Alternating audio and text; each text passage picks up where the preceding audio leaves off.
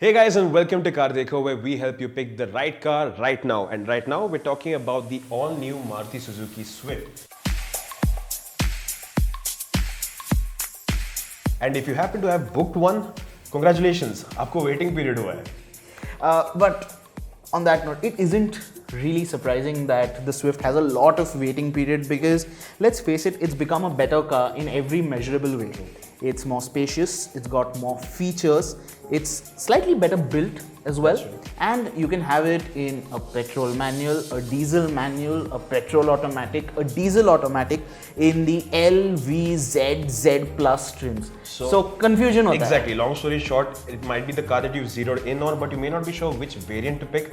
So how do you go about it? How do we simplify this process? Let's kick off with what you get as standard. So take a look.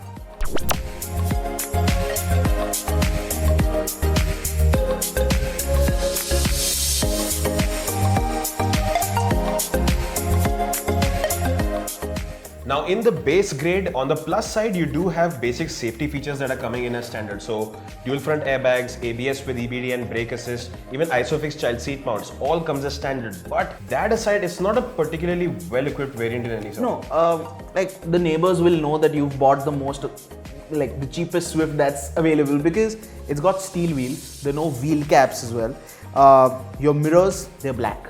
The door handles, they're black, and yeah, it's visually it's not that appealing as the rest of the variants. So that's true. Even in terms of features, you don't even have like a basic infotainment or music system at all. So I mean, what are the reasons to buy this variant? For me, at least, I'd say there are two.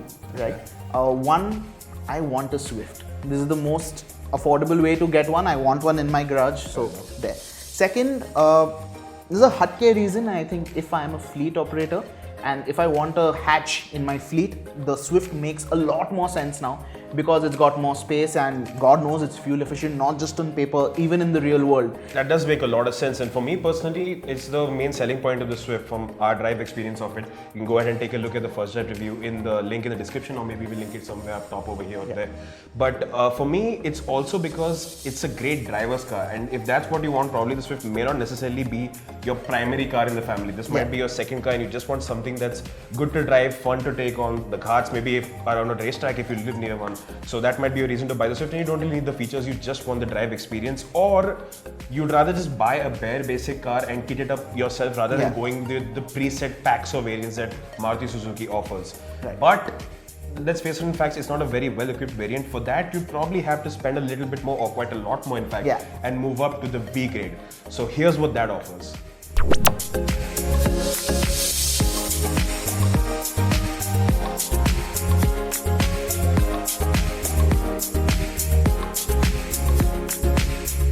So with the V variant, the price premium is quite a lot. Yeah, it's nearly 90,000 rupees, and the highlights of what you get extra is a music system, 4 speakers, central locking, power windows, and honestly to me, especially if someone's eyeing the manual variant, they're just better off maybe picking the L grade and getting all these features fitted from Maruti Genuine Accessories. Because the primary features over here are the music system and central locking and so on and so forth. And if you manage to get these particular features, you'd probably spend, or you pretty much will spend a lot less than almost 90,000 rupees. I mean, maybe you'd have to sacrifice the height adjustable driver's seat and the headrest. Adjustable front headrest. But that aside, you probably just go ahead and spend good money by in the manuals variant at least. You're better off just getting them as accessories and saving yourself a lot of money. In the automatics case though, I feel that this does make because see, if you look at the V variant as a base spec automatic, right? That's right. As the most affordable Swift automatic you can buy, it makes a lot of sense. It's decently kitted. If you just want a simple quick runabout for the city, the Swift in its V trim makes a lot of sense. Exactly. Right? So to put a long story short, if you are getting an automatic, you just want a simple daily runabout with a good list of features including a music system, go ahead and get the Vdi or Vxi AGS, that's fine. But in the case of the manual, if you want to save some money, get just the must-have features, go ahead and get the L variant and probably kit it up with a bunch of accessories.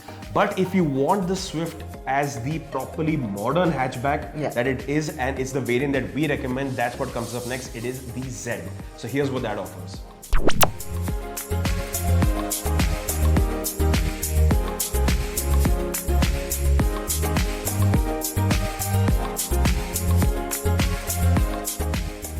So the Z variant compared to the V is about 62,000 rupees extra. And for that premium, I think what it offers is completely justified. That's true, because if you look at the features list, you get nice to have features like alloy wheels, 15 inches if I'm not mistaken. You also get the smart key with a push button start, so you've got passive keyless entry. You've also got 2 tweeters added, so it's a 6-speaker sound system, and you've also got auto AC. So that's a lot of good to have features for a modern hatch. Plus, it also ups the sensibility quotient, right? For example, something like a rear wash wipe. That's a pretty basic feature that comes in the Z trim. You get a 60-40 split for the rear seat, and the seats themselves have adjustable headrests. Plus you get reverse parking sensors. So yeah, on the whole, it feels a properly well-kitted modern day hatchback, and in the Z variant, you won't feel like you're missing out on anything. And it's importantly so because this is the fully loaded variant of the automatic Swift that you can, at least for now, because they haven't introduced it with the Zxi or Zdi plus grades. So if it's a fully loaded automatic, this is definitely a good variant to go for. In this case, it is our recommended variant, whether it's the manual or the automatic. Makes a lot of sense. Yeah, but what if you want to get the Swift for everything it has to offer? So in case you want everything that the Swift has to offer, you really need to have a conversation with your wallet, right? Because what the Z Plus offers over the Z, do you need those features? You know what, let's take a look at the features first and then before we decide.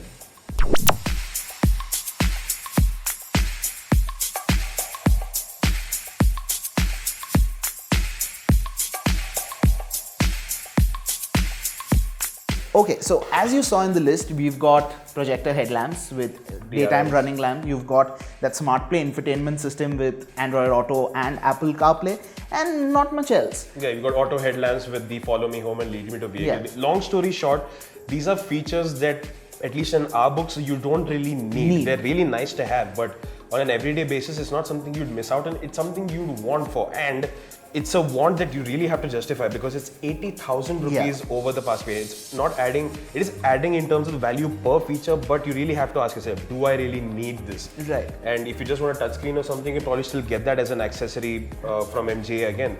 It may not have the Android Auto and Apple CarPlay, but if that's what you want a touchscreen, you're perfectly fine with that. Again, point being that you can get this variant, but whether or not you'd want to, that's a decision you have to make and what your budget permits. Right. So yeah, the Z Plus would have been a lot more value if it was maybe 20 to 30,000 rupees cheaper, because at the current price point, it's nudging too close to the top spec Baleno Alpha, right? True. And that is a bigger, plusher, more better family car in that sense. And if not a price cut, maybe more features like side and curtain airbags, because hey, the Ford Figo gives it. There's no reason for the Maruti not to have it. Exactly. And now before we move on to the technical specification, we'd like to point out that these prices that we mentioned right now are ex-showroom Delhi. But if you want to take a look at how the Swift is priced in your city on road, go ahead and hit the link in the description. So let's move on to the technical specifications and see how the Swift performs on paper.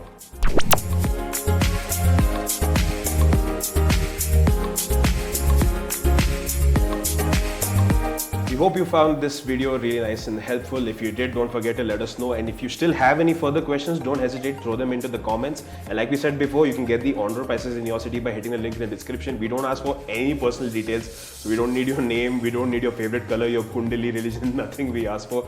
Go ahead and check that out. You can find the text review of the new Swift on CarDekho.com. Link to that is in the description below. And if you've bought one already, head to the website, give us a review and tell us what it's like to live with, so others benefit from your experience, whether positive or negative. Like he said, if you've got any questions, queries, drop them in the comment section below. Hit that thumbs up button, give us a like, and if you haven't already, subscribe to the CarDekho YouTube channel. Thanks for watching. See you later. Bye-bye.